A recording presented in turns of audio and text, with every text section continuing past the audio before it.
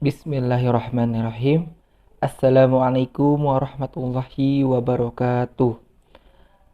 Kami dari kelompok 6 akan mempresentasikan atau menjelaskan tentang materi periode kelima Daulah Abbasiyah.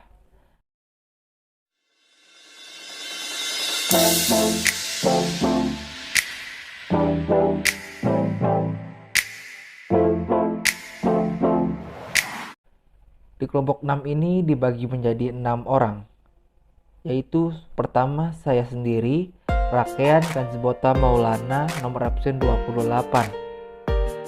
Assalamualaikum warahmatullahi wabarakatuh. Perkenalkan, saya Saskia Rawati dari kelompok 6. Assalamualaikum warahmatullahi wabarakatuh.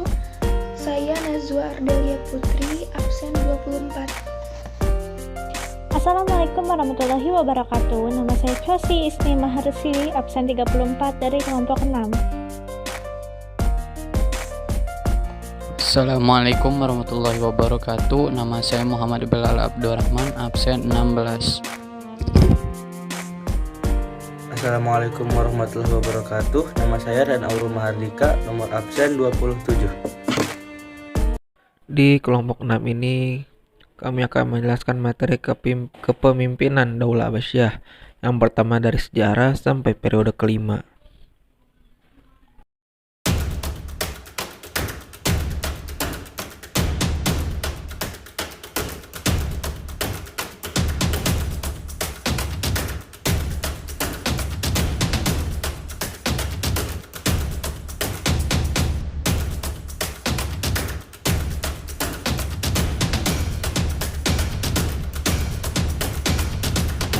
Awal berdirinya dinasti Abbasiyah adalah ketika mereka berhasil menaklukkan dinasti Umayyah.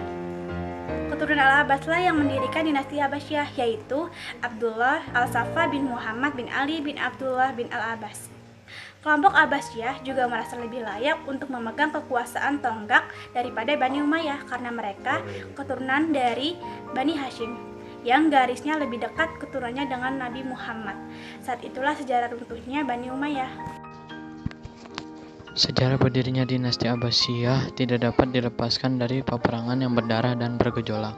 Pada awalnya, cicit dari Abbas bernama Muhammad bin Ali berkampanye untuk mengembalikan kekuasaan pemerintahan kepada keluarga Bani Hashim di Parsi. Ketika Umar bin Abdul Aziz masih memerintah, pertentangan semakin memuncak pada masa pemerintahan Khalifah Marwan II. Menjelang berakhirnya dinasti Umayyah, ada kelompok dari Bani Hashim yang teraniaya sehingga melakukan perlawanan. Kelompok Bani Hashim keturunan Ali dipimpin oleh Abu Salamah dan keturunan Abbas dipimpin oleh Ibrahim Al-Iman. Selain itu juga ikut kelompok keturunan bangsa Persia pimpinan Abu Musli Al-Khorasani bekerja sama menaklukkan dinasti Umayyah. Pada akhirnya, kaum Abbasiyah berhasil menaklukkan pemimpin terakhir Umayyah, yaitu Marwan bin Muhammad. Abu Abbas As-Soffa berhasil meruntuhkan Bani Umayyah dan diangkat sebagai khalifah. Selama 3 abad, Bani Abbasiyah memegang kekuasaan kekhalifahan, mengusung kepemimpinan dengan gaya Islam, dan menyuburkan kembali ilmu pengetahuan dan pengembangan budaya di Timur Tengah.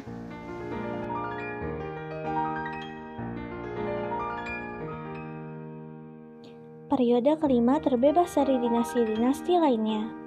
Akhirnya pada periode ini tahun 1199 sampai 1258 Masehi, kekhalifahan dinasti Abbasiyah mengalami kebebasan dari dinasti-dinasti lainnya. Pusat pemerintahannya berada di Baghdad. Wilayahnya pun terbatas di Baghdad dan tidak terjadi kembali perluasan wilayah yang juga menunjukkan penurunan kualitas politik mereka. Berarah dengan kedatangan tentara Mongol di bawah kepemimpinan Hulagu Han untuk menghancurkan dinasti Abbasiyah. Baghdad dihancurkan, penduduknya dibunuh, dan perpustakaannya dibakar. Khalifah Daulah Abbasiyah ada 3. Di antaranya yang pertama itu ada Az-Zahir dari zaman 622 Hijriah sampai dengan 623 Hijriah. Dan yang kedua itu ada Al-Mustanshir dari tahun 623 Hijriah sampai 640 Hijriah. Dan yang ketiga yaitu Al-Mustahsim dari tahun 640 Hijriah sampai dengan 560 Hijriah, 656 Hijriah.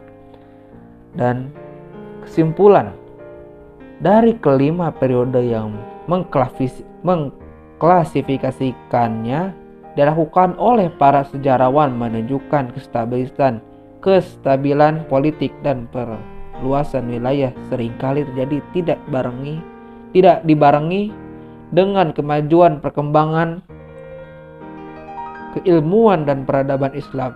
Ada kalanya saat kondisi politik stabil dan terjadi ekspansi di berbagai wilayah, perkembangan keilmuan menjadi terhenti karena hanya terfokuskan pada wilayah politik kekuasaan saja. Sedangkan saat kondisi perpolitikan mengalami konflik, seringkali terjadinya peningkatan keilmuan pada saat itu.